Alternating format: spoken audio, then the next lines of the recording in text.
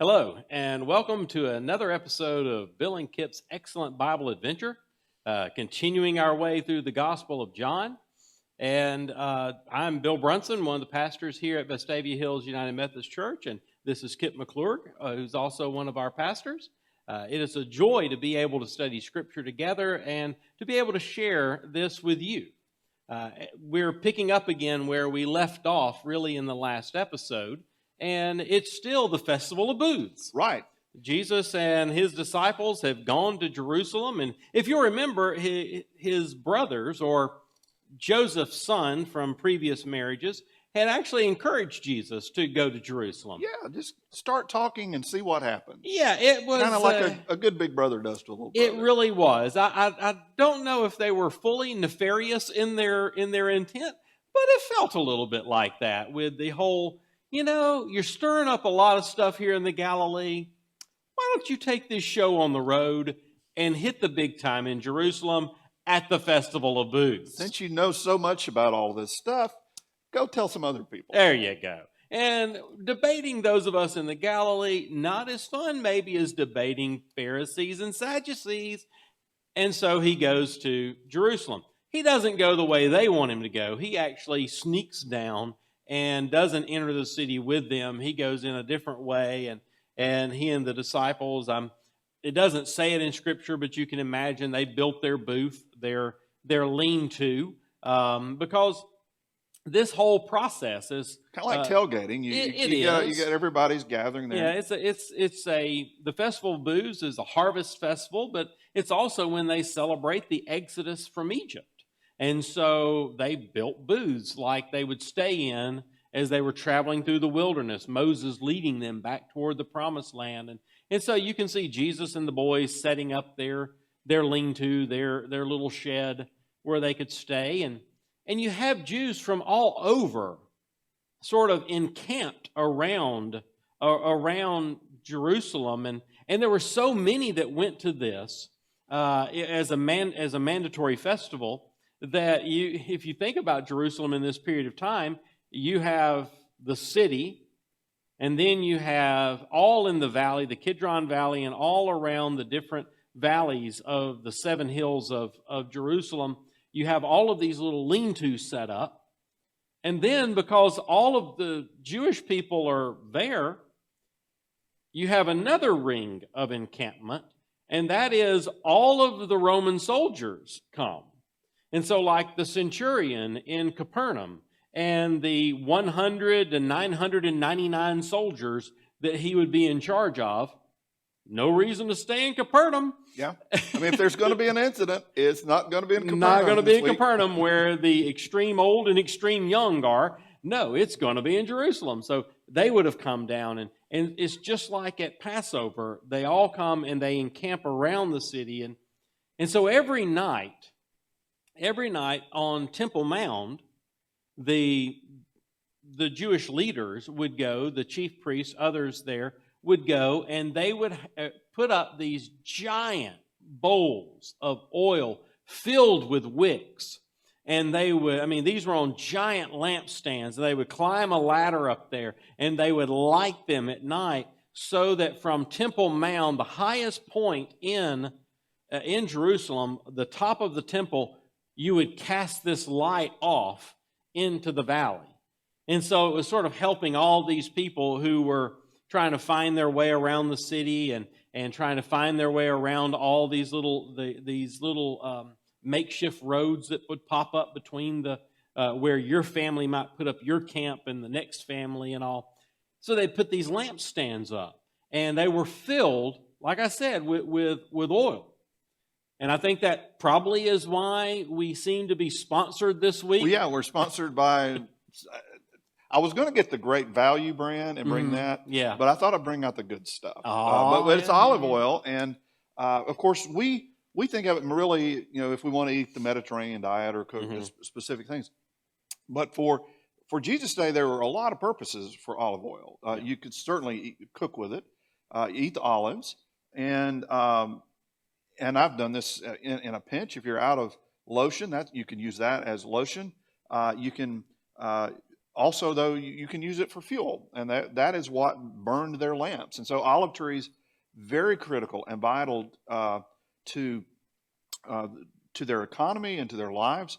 And so those lamps on top of Temple Mount would have been filled with gallons and gallons and gallons of olive oil, and would have cost a lot of money, but it also would have lit up quite well because it would have burned for a good long while. This says it is for salads and dipping.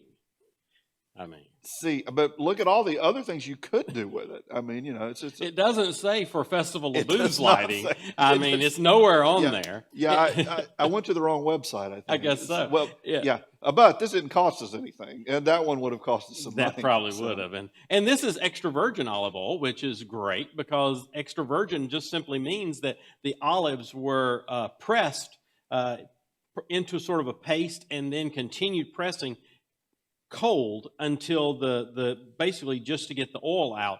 They weren't heated at all. There was nothing else done to them. It was simply cold pressed, meaning it was the first pressing of the olive to get the oil out. And so that's why it's extra virgin olive oil is it was treated that way. Mm-hmm. And that's really how olive oil would have been done in that period.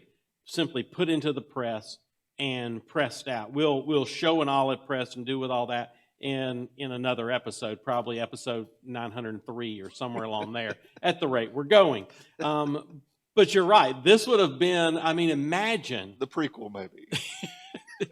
When we do the prequel to the Bill and Kipp's good, Excellent Adventure, we'll do the olive press. But can you imagine how much olive oil it would have taken to fill the giant bowls that would be filled with wicks to cast that much light out into the valley? That has to be amazing. That would have had to be amazing how much oil that would have been. Yeah. And so, in the midst of all of this, as the people are gathering and they're there, and there's festivals going on, once again, and now the story of the woman who was accused of adultery sort of pops into the middle of this this episode. Seems really out of place, but it's there. But it's there. So prior to that, Jesus shows up and he says, "From me comes streams of living water," and then he shows back up and another I am statement. He says, "I am the light of the world." I mean, the brightest light they could make, man-made or human-made light that the people of that day could have made. And Jesus says, "I'm brighter. I'm the light of the world. It's me." And then he uses the phrase, "I am," which is the Greek equivalent of Yahweh. And so didn't really make for a lot of friends. With when that. you're standing on Temple Mound and you use the name of God that they didn't speak around a bunch of religious leaders who are lighting the lamps, who are probably pretty proud of their luminary skills, right? And you stand there and you say the name of God, applying it to yourself, and saying that you're brighter than their light. I mean, it's not a very good how to win friends and influence people kind of moment for Jesus. And he'd already had the water, "I'm the water of life" statement. Yes, he's already Yahweh'd once before, right. And now he's Yahwehing again. And so it creates. Well, we could try to go into the details of it. Yeah. But there's just this long, dozens and dozens of verses where they are just at it. And Jesus says, if you really were children of Abraham, you'd believe my words. And they're like, "We're children of Abraham, but we don't believe your words." And Jesus said, if you would believe my words, you would know the truth and it would set you free. And they said, "But as children of Abraham," and this is one of my favorite lines, we've never been a slave to anybody. How can we be any freer?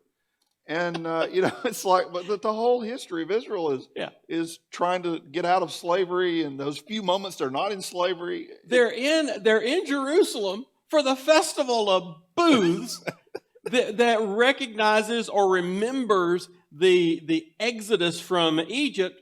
Let's see. Where they were slaves. And they're in Jerusalem under the authority of the Roman government to whom they have to pay tribute. Right. And so the whole thing is, Yes. it's kind of that Amelia Bedelia. Right. The reader here, when they hear the responses, are just going, what are they talking about? Mm-hmm. And then another one says, he says, I'm God's son, and I'm going at some point to go to a place where you will not be able to find me.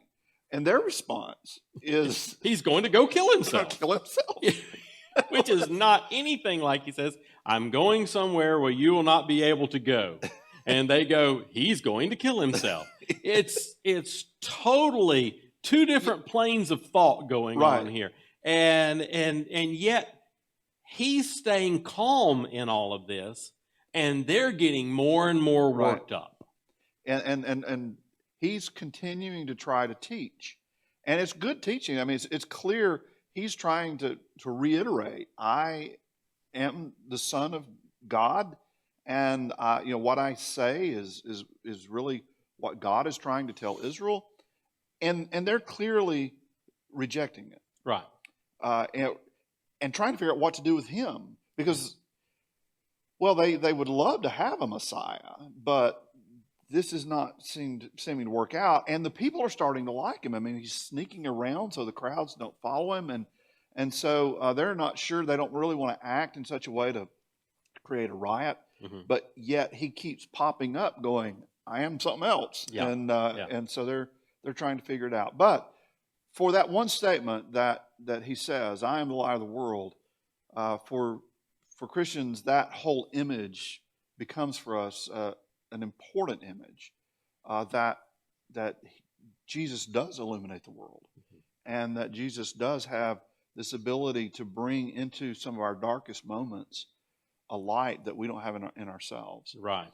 And so the phraseology that he uses really means a lot. And it's one of the reasons we light candles when we get together and to remember Christ is the light of the world. Well, and John's gospel begins in the prologue to John's gospel. He talks about that the light shines in the darkness, and the darkness doesn't overcome it. And so you get that moment of light and darkness that flows its way through John's gospel. And here he's saying, I am the light of the world.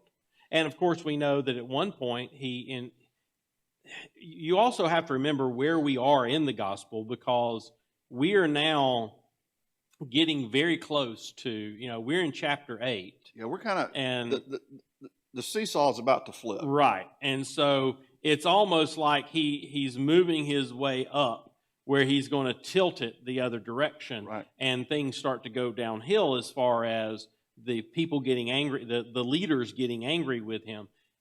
And so the things he's saying now are building that anger. It's sort of stoking that fire.